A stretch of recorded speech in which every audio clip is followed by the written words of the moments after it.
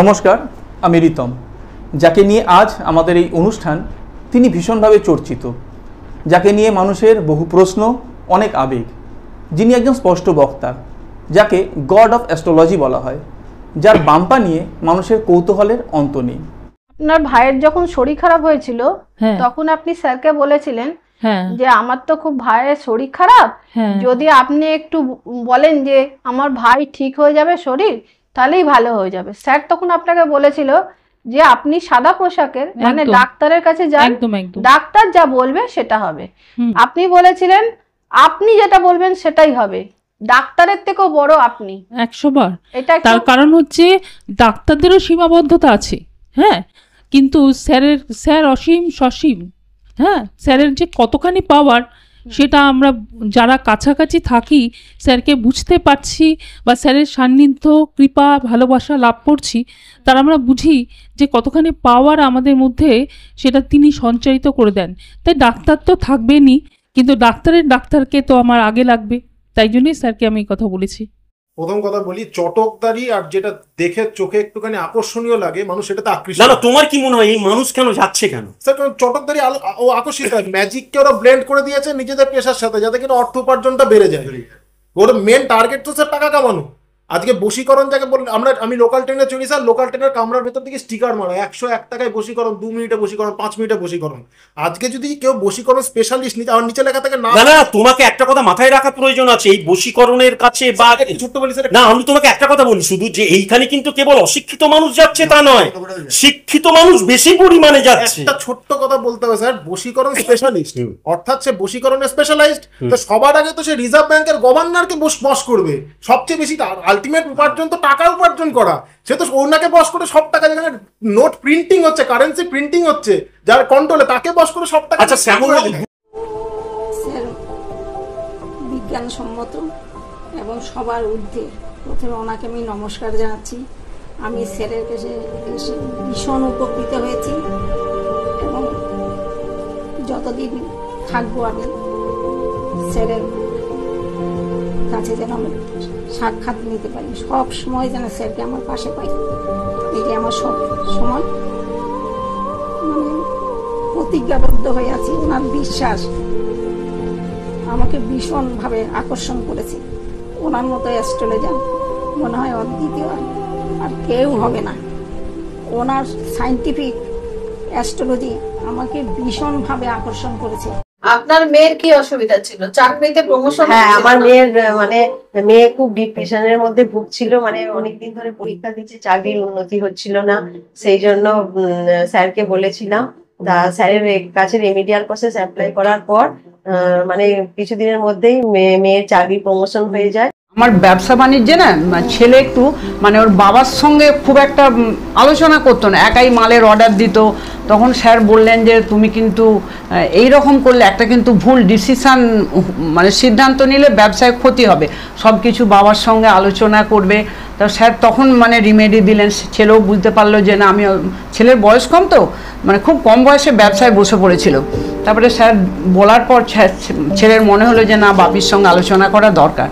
ছেলের একটা অ্যাক্সিডেন্ট যোগ বলেছিল স্যার, সেটাও বলেছেন ছেলের একটা অ্যাক্সিডেন্ট যোগ আছে, ও যেন গাড়ি না চালায়। স্যার মানে আমরা বলিনি, স্যার নিজে থেকেই বলে দিলেন যে ও 120-তে গাড়ি চালায়, কথাটা সত্যি, এমনকি তার বেশিও তুলে দেয় ছেলে, এত জোরে গাড়ি চালায় ছেলে। তা এখন ছেলে মানে স্যার বলার পর বা রিমেডি দেওয়ার পর ছেলে এখন গাড়ি চালাই না, ড্রাইভার নিয়ে আসি। স্যার বলেছিলেন যে একটা টাইম লিখে দিয়েছিলেন যে এই টাইমের মধ্যে ওর একটা বিপদ আছে, ওকে গাড়ি বেশি চালাতে দেবেন না, ওই 20-30 কিলোমিটার, তার বেশি না। ওই জন্য যখনই আসি স্যারের কাছে, স্যার এলেই জিজ্ঞেস করেন ড্রাইভার নিয়ে এসছো তো, বলি। তবে স্যার খুব ওয়াচে রাখেন ছেলেকে, যে মানে কি করছে না করছে।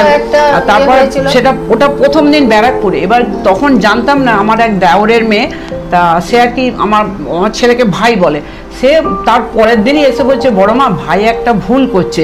আমি বলছি কি বল? বলছে ভাই এরকম সোশ্যাল মিডিয়ায় একটি মানে একটা মেয়ের সঙ্গে কথা টথা বলে। তারপরে ছেলে আসতে খুব কান্নাকাটি করছিলাম, যে ছেলে আসতে জিজ্ঞেস করলাম যে হ্যাঁ রে এগুলো মৌমি, এর নাম মৌমি। আমি বলছি মৌমি বলে গেল, এসব কি বলছে? তখন স্যার আমার ছেলে বলল মানে হ্যাঁ, তখন ছেলেকে খুব বোঝালাম, দেখ তুই কিন্তু খুব ভুল করছিস সেটা। তার পরের দিনেই স্যারের যেদিন ডেট ছিল মেদিনীপুরে আমরা চলে গেছিলাম। তখন স্যার খুব বকাবকি করলেন ছেলেকে যে তুই তো আমাকে প্রথম দিনই বলতে পারতিস, আমি তো বুঝতে পেরেছিলাম, তবুও বারবার জিজ্ঞেস করার পরে হ্যাঁ স্যার সেটাই বলছি যে স্যার বলেও ছিলেন যে কি রে সত্যি কথা বলছিস তো, আমি কিন্তু এটা দেখতে পাচ্ছি। আমার ছেলে কিন্তু বারবার অস্বীকার করেছে। স্যার কিন্তু আর কিছু ওকে আর কিছু চাপ দেননি, স্যার জানেন যে ওকে আসতেই হবে, এইটার জন্য ওকে আমার কাছে আসতেই হবে। তার পরের বারই যখন স্যার মেদিনীপুরে গেলেন আমরা গেলাম, স্যার খুব বললেন সেই তোকে আসতেই হলো, তবু সত্যি কথাটা বললি না। স্যার আমার কাছে ভগবান তুল্য, ঠিক আছে, কারণ আমি স্যারের কাছে আসার আগে অনেক অ্যাস্ট্রোলজারের কাছে গেছি, কিন্তু মানে স্যারের কাছে এরকম 100% আমি যেই জিনিসগুলো মানে আমার জীবনেরটা আমি পুরো একদম অ্যাকুরেট পেয়েছি, যা যা উনি বলেছেন সেগুলো একদম মানে 100% আমি মিলেছে।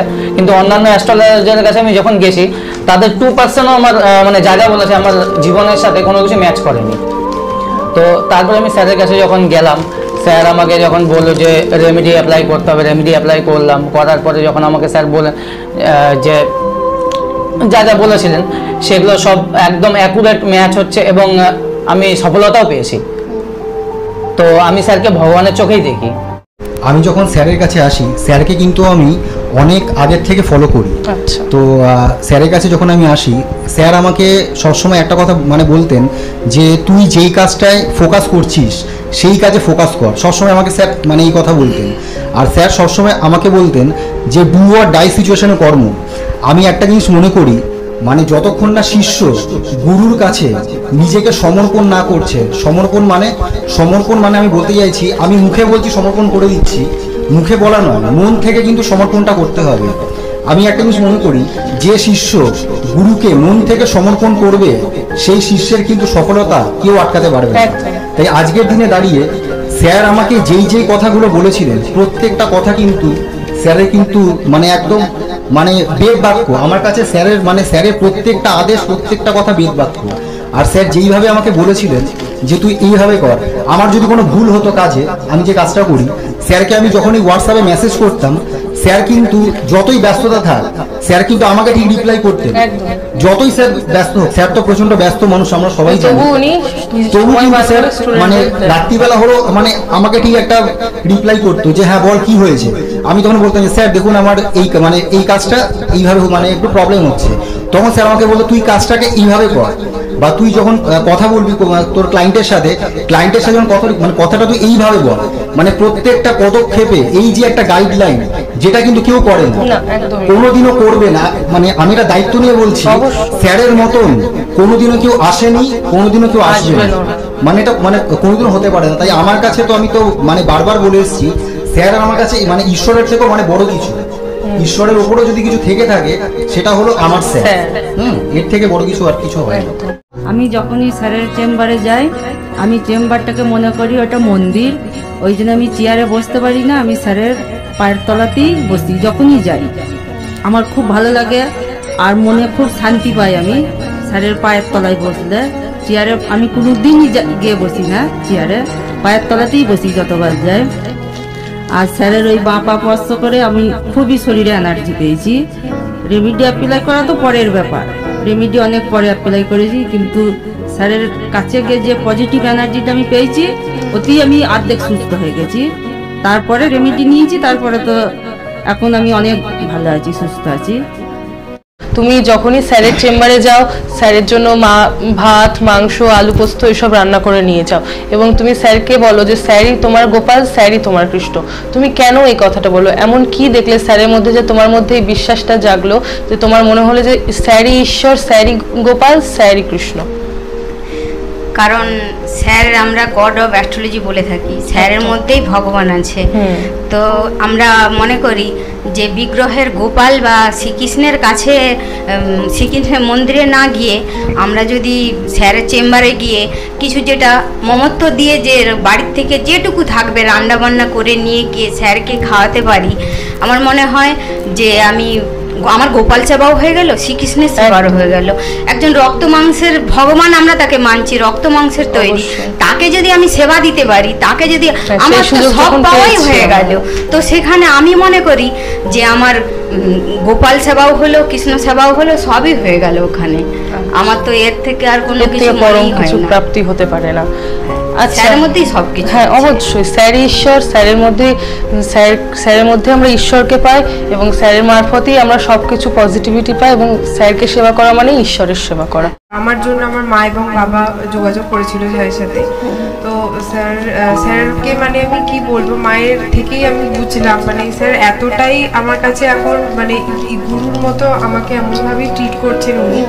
তো আমার একটা এমন পজিশন হয়েছিল যে আমি অনেকদিন ধরে জবটা করছি কিন্তু কোনো রকমভাবে আমার কোনো গ্রোথ হচ্ছিল না অফিসে। তো এতবার ইন্টারভিউ দিচ্ছি, এত কিছু করছি, এত চেষ্টা করছি, কিন্তু তারপরেও কোনোভাবেই কিছু আমি মানে সফলই হতে পারছি না।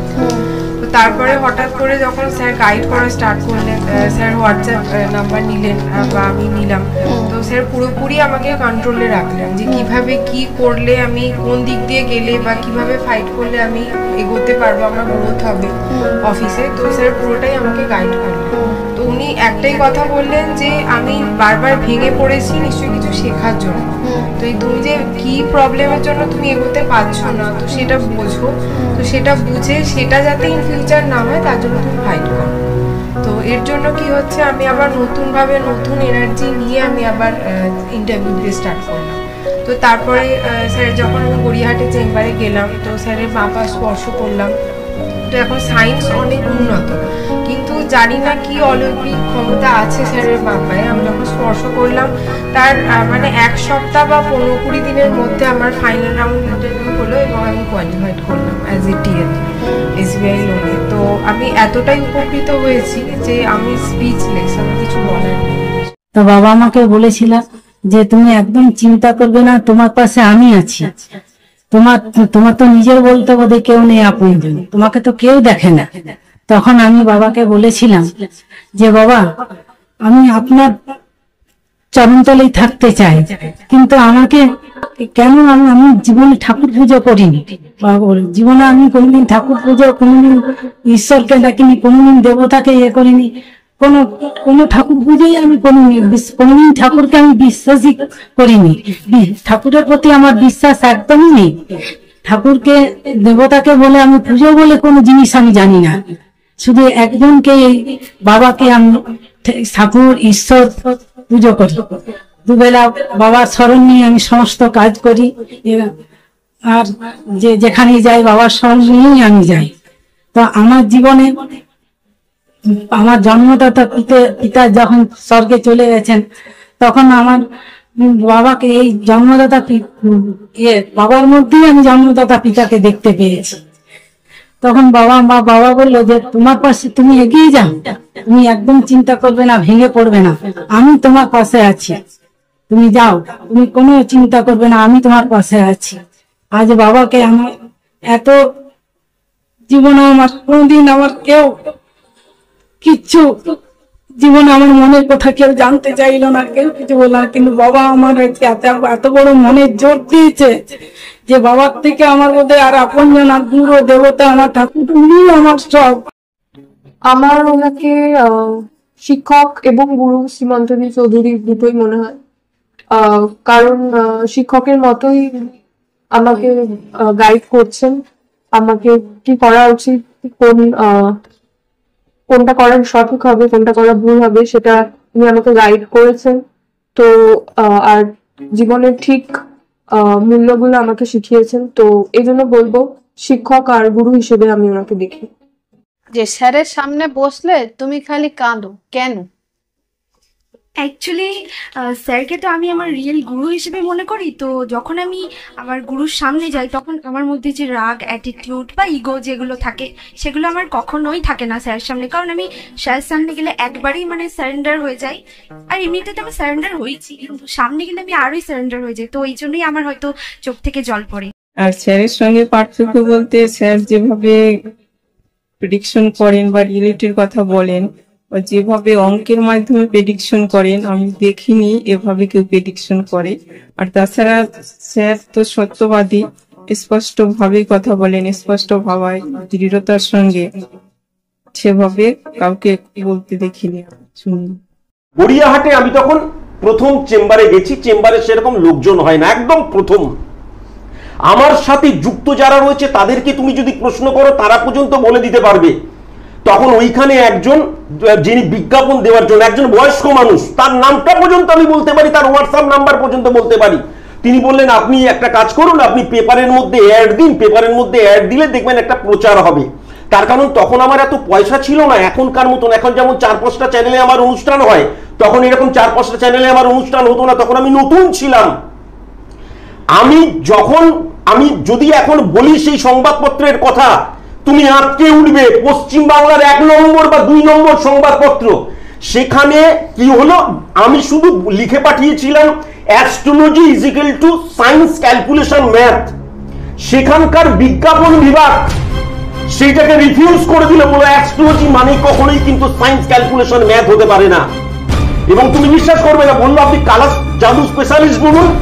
আজকে তুমি তো জনপ্রতিনিধি, তুমি আমাকে আজকে যদি চ্যালেঞ্জ করো, কেউ যদি চ্যালেঞ্জ করে, সেই ভদ্রলোকের হোয়াটসঅ্যাপ নাম্বার পর্যন্ত আমি দিয়ে দিতে পারি। তার সাথে আমার রিলেশন ব্রেক হয়ে গেল। তিনি বললেন না না না, এইরকম দেওয়া যাবে না, অ্যাস্ট্রোলজি মানে এইটা নয়।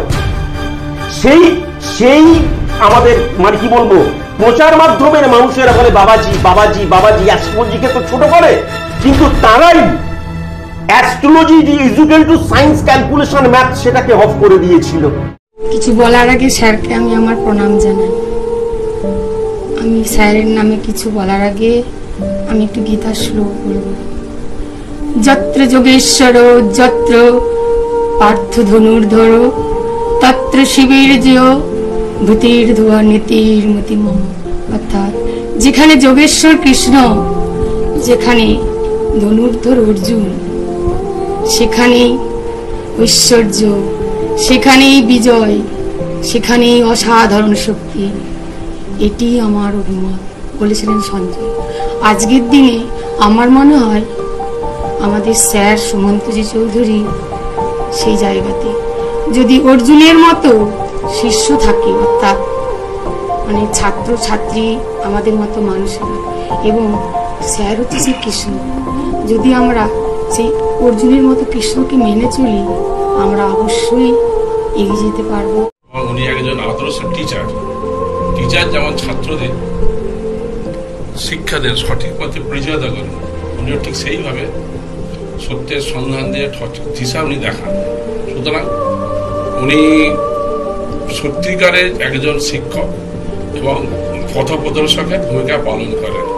এবং আমরাও দেখেছি, বাস্তবেও দেখেছি, উনি যেভাবে রুটিন মাফিক এবং কর্মনিষ্ঠ সততার সাথে এবং বিশেষত কঠোর পরিশ্রমের কথা বলেন, সততার কথা বলেন, পরিশ্রমিকের কথা বলেন, এবং আদর্শ শিক্ষকের যে কাজ উনি সঠিকতার সাথে এটা করেন। সেই জন্য উনি ওনার অনন্য ভূমিকা শিক্ষকের সাথে, শুধু উনি বিশাল ব্যক্তিত্ব, ওনার ব্যক্তিত্ব ওনার সামনে বসে ওনার ব্যক্তিত্ব অনুভব করা যায়। একদম গুরুদেব বলা যায়, এক লাইনে তো বলা যাবে না। স্যার একদম প্রকৃত পথপ্রদর্শক, আর স্যার হচ্ছে একদম ঈশ্বরের সমতুল্য। উনি যেভাবে মানে পিন পয়েন্টে প্রেডিকশন করেন, হ্যাঁ স্যার একদম অতুলনীয়। স্যার হচ্ছে খুব ভালো মানুষ, হ্যাঁ স্যারের অসীম শক্তি আছে, যে শক্তি একদম সঠিক দিশা থেকে ধরে, এবং স্টুডেন্টদের যেভাবে গাইড করেন, হ্যাঁ যেভাবে ডিসিপ্লিন মেনটেন করেন, তাতে যে কোনো ছেলে ভালোভাবে ঠিক তার লক্ষ্যে পৌঁছতে পারবে। এবং স্যারের এই মানে ডিসিপ্লিনটা আমাদের খুব ভালো লাগে, এবং যেভাবে পরিশ্রম করতে পারে ছেলেদিকে, তাতে ছেলেরা ঠিক তার লক্ষ্যে পৌঁছতে পারে। আমি স্যারের কাছে একদম কৃতজ্ঞ, জোড়হাত করে প্রণাম করছি। স্যার ছাড়া আমি নিজে অনুভব করেছি, স্যার ছাড়া মানে আজকালকার দিনে অগ্রগতি হওয়া খুব মুশকিল, যে সামাজিক ব্যাপার। নমস্কার। স্যারের প্রেডিকশন এত সুন্দর, নিখুঁত প্রেডিকশন আমি কোথাও দেখিনি। আমি তো অনেক জায়গা ঘুরেছি, এত নিখুঁত প্রেডিকশন আজ অব্দি আমি কোথাও দেখিনি। অনেক দুয়ার ঘুরে আমি ওনার শরণাপন্ন হয়েছি। আমি তখন ভাবলাম যে ভগবান আমাকে কেন আগে দেখালো না স্যারকে, তাহলে আমি আর একটু সময় থাকতে আমি হেঁটে যেতে পারতাম। আমার এখন এসব বললে চোখে জল আসে। আমি এত ভালো লোকের দর্শন আগে কেন পেলাম না? উনি সত্যি, উনি যে আমার কি উপকার করেছেন। আস্তে আস্তে আমি ইয়ের দিকে এগিয়ে যাচ্ছি, সফলতার দিকে। আমি স্যারের কথা শুনছি এবং স্যার যেগুলো বলছেন বারবার ওনার সঙ্গে যোগাযোগ রাখছি। যদি আরো অগ্রসর আর স্যার যা বলেন একদম খাঁটি। তাহলে স্যার আপনি তো একজন সায়েন্টিফিক অ্যাস্ট্রোলজার, তো একজন সায়েন্টিফিক অ্যাস্ট্রোলজারের সাথে বর্তমান দিনে কালা জাদু স্পেশালিস্ট তুমি আবার একটা জিনিস ভুল করছো। তুমি আবার একটা জিনিস ভুল করছো। আজকে 12টা থেকে চেম্বার ছিল, আমাকে মানে 40-50 জন এসেছিল, তাই জন্য আমার কাশি চলে আসছে, এত কথা বলতে হয়েছে। শোনো, সবচেয়ে বড় দোষ সায়েন্টিফিক অ্যাস্ট্রোলজার মানেটা কি? Purity, reality, accuracy. একটা সাবজেক্টের যখন রিয়েল সাবজেক্টটাকে ইমপ্লিমেন্ট করা হচ্ছে, পিওর সাবজেক্টটাকে ইমপ্লিমেন্ট করা হচ্ছে, অ্যাকুরেট সাবজেক্টটাকে ইমপ্লিমেন্ট করা হচ্ছে, তাকেই সায়েন্স বলে, বিশেষ জ্ঞান। মানে যেই জ্ঞানটা আমরা লব্ধ হচ্ছি তার মধ্যে অ্যাকুরেসি, পিন পয়েন্ট জ্ঞানকে সায়েন্টিফিক বলা হয়। তো আপনাদের পার্থক্যটা ঠিক কোথায়? আপনার সাথে আজকের দিনে যে তান্ত্রিক বা জ্যোতিষ, তাদের পার্থক্যটা ঠিক কোথায়? সবচেয়ে বড় পার্থক্য, তারা বলে আমার কাছে চলে আসো, আমরা সবকিছু করে দেবো। বলে কি বলে না? বলে। তুমি কোনো চেম্বারে এমনি ফলস যাও, আমি তাদের ফিসটা আমি দিয়ে দেবো, আমার কাছে চলে আসো, সবকিছু হয়ে যাবে। সবচেয়ে বড় কথা, আমার স্টুডেন্টরা এইবার মাধ্যমিক এবং উচ্চ মাধ্যমিক এবং উচ্চ লেভেলে কি রেজাল্ট করেছে আপনারা এতদিনে সবাই জেনে গেছেন। তুমি নিশ্চয়ই শুনেছো খাগের কলম বলে একটা কথা ছিল। খাগের কলম তোমরা যদি নিয়ে নিতে পারো 5,000-10,000 টাকায়, তাহলে তোমরা লিখে নিতে পারবে। হয় না স্যার, কখনো হয়? প্র্যাকটিক্যালি পসিবল নয়, কখনোই সেটা কিন্তু সম্ভব নয়। এবার ব্যাপার কি হচ্ছে, প্রত্যেকে দেখবে, আপনারা যে কোনো চ্যানেল খুলবেন, আপনাদের যদি আপনারা প্রবলেম নিয়ে আসুন, আমি শর্ট আউট করবো। এটা অ্যাস্ট্রোলজারদের ভাষা। এবং আমি তাদের কোন রকমের যোগ্য, আমি কোন রকমের যা কিছু করে টোটকা পদ্ধতি নিয়ে কিছু বলছি না, কিন্তু আমার কাছে চলে এসে এভরিথিং, যদি রেমেডি নাও এভরিথিং হয়ে যাবে, আমি কিন্তু তা কখনো বলি না। আমি বলি, এই যে আমার কাছে আসছো, একজন অ্যাস্ট্রোলজার হচ্ছে প্রেডিক্টর। একজন অ্যাস্ট্রোলজার যদি প্রেডিক্ট না করতে পারে, তুমি যখন আমার কাছে প্রেডিক্ট করতে আসবে, কখনো তোমার প্রবলেম নিয়ে বলবে না, কখনো প্রবলেম নিয়ে বলবে না। এবং আমি দায়িত্ব নিয়ে বলছি, আজ পর্যন্ত আমার চেম্বারে কি ভিড় হয় এই চ্যানেলের প্রতিনিধি পর্যন্ত জানে, তুমি পর্যন্ত জানো, রামশ্যাম সবাই জানে, আমরা সবাই জানো। কাউকে কখনো কোনোদিন কিসের জন্য এসছো বলেছি আমি? না, কখনো বলিনি। এবার এটাও বলে দিয়েছি যে রেমেডি নিলেই কিন্তু সবকিছু ঠিক হয়ে যাবে না। প্রপার ভাবে রেমেডিয়াল প্রসেস অ্যাপ্লাই যদি করা হয় এবং তারপর যদি আমার কথা শুনে চলা হয়, তাহলে কিন্তু সফলতার জন্য উপযুক্ত আমি তোমাকে করতে পারি। কিন্তু সফল তোমাকেই হতে হবে, তার কারণ তুমি পৃথিবীতে সবচেয়ে বেশি শক্তিশালী। তোমার মধ্যে ডেডিকেশন, ডিভোশন, ডিটারমিনেশন যদি না থাকে, তাহলে তুমি ইহজন্মে কোনোদিন সফল হতে পারবে না। আমার কাছে রেমেডি নিলাম, ঘরের মধ্যে শুয়ে রইলাম আর আমি সফল হয়ে গেলাম, ইহজন্মে কোনোদিন সম্ভব নয়। স্যারের কাছে যাওয়ার আগে আমি মানে খুবই ডিপ্রেশনে ছিলাম। মানে এমনও ছিল যে আমি সারাদিন 24 ঘন্টা ঘরের ভেতরেই থাকতাম, কোনো লাইট ফাইট কিচ্ছু জ্বলতো না, আমার মানে দরজা জানালা পুরো অফ থাকতো, তা কাজ করার কোনো মন মানে লাগতো না আর কি। তো আমি তারপরে মানে অ্যাস্ট্রোলজার সম্বন্ধে এমন একটা ধারণা হয়ে গেছিল যে সবাই ঠকবাজ, মানে সবাই মিথ্যা কথা বলে, ঠিক আছে, কাউটাই সত্যি হয় না। তো আমাকে যাই হোক আমি একজনকে নিয়ে আসতাম স্যারের কাছে, তো সে আমাকে তখন বললো যে এত তো অ্যাস্ট্রোলজার দেখিয়েছো বা তোমার এত প্রবলেম চলছে, তুমি ভাবো যে তুমি 1,500 টাকা কোনো একটা জুয়া খেলে বা হারিয়ে গেছে এরকম ভাবে তুমি ভেবে নিয়ে যাও, দেখো তোমার কি মনে হয়। তো তখন আমি স্যারের ওখানে গেলাম, গিয়ে যখন আমি আমার মানে যেগুলো প্রবলেম আমি বলতে যাচ্ছি, তখন বলছে তাহলে আমাকে পয়সা দিয়ে তোমার কি লাভ, তুমি আমাকে টাকা পয়সা দিচ্ছ কিসের জন্য, তুমি যদি সব বলে দাও তাহলে তোমার প্রবলেম আমি কি বলবো। আমি বলছি তুমি শোনো, দেখো ম্যাচ করো, সব ম্যাচ হয় কিনা। তো আমি দেখলাম যে হ্যাঁ স্যার আমাকে যখন বলছে মানে 100% আমার সব মিলে যাচ্ছে, তো তখন ওনার প্রতি আমার ভক্তি, শ্রদ্ধা সবকিছু আসলো যে না, ইনি একদম অ্যাকুরেট, রিয়েলিটি, সত্যি রিয়েলিটি। তো তারপরে ওনার কথা শোনার পরে উনি তো আমাকে রেমেডি দিলেন, রেমেডি পরে তো রেমেডি অ্যাপ্লাই করলাম, অ্যাপ্লাই করার পরে তো আমি দেখলাম যে হ্যাঁ আস্তে আস্তে সব ঠিক হচ্ছে। তো সবচেয়ে বড় কথা যে উনি যে স্টুডেন্টদের সাথে মানে সবসময় অ্যাটাচে থাকে, মানে কানেক্টে থাকে, সেটা আমি বুঝলাম একদিন রাতে আমি যখন 12টা থেকে 12:30 হবে, তখন আমি মানে কাজের থেকে ফিরে এসে অনলাইন হয়েছি। তো উনি আমাকে ফট করে মানে হোয়াটসঅ্যাপ করে বলছে কি রে রাজু তুই এত রাতে অনলাইন। তো সেদিন আমি মানে হতভম্ব হয়ে গেছি যে মানে অত একটা মানে কি বলবো যে বড় মানুষ, মহান মানুষ, সে আমাকে যে মানে আমি এটা তুচ্ছ, আমাকে যে উনি যে মানে মনে রেখেছে, মনে রেখে যে উনি আমাকে মানে সবসময় ওয়াচ করে, সেটাই আমি দেখে অবাক হয়ে গেছি। স্যার হচ্ছে মানুষ, স্যারের মধ্যে ঈশ্বরের বাস। তাছাড়া স্যার কি করে বলতে পারে আমার অন্তরের কথা, মনের কথা? স্যার কি করে বলতে পারে? এবং মানুষ স্যার বলতে পারে না, সেটা ঈশ্বর নিশ্চয়। সেই হিসাবে আমরা স্যারকে ঈশ্বর জ্ঞানে দেখি, ভালোবাসি। স্যার হচ্ছেন ঈশ্বর। স্যার তাকে বলতে পারি যে আমি কোথাও কোথাতে গেলাম, কি করে রয়েছি, কি করলাম, সবই স্যার বলে দিচ্ছে। তাহলে কেন বলছেন? এই জন্য স্যার হচ্ছেন আমাদের ঈশ্বরের বাস, এরকম ঈশ্বরের বাস। অনুষ্ঠানের শেষে স্যারকে প্রণাম জানিয়ে আমাদের অনুষ্ঠানটি শেষ করব। সবাই ভালো থাকবে।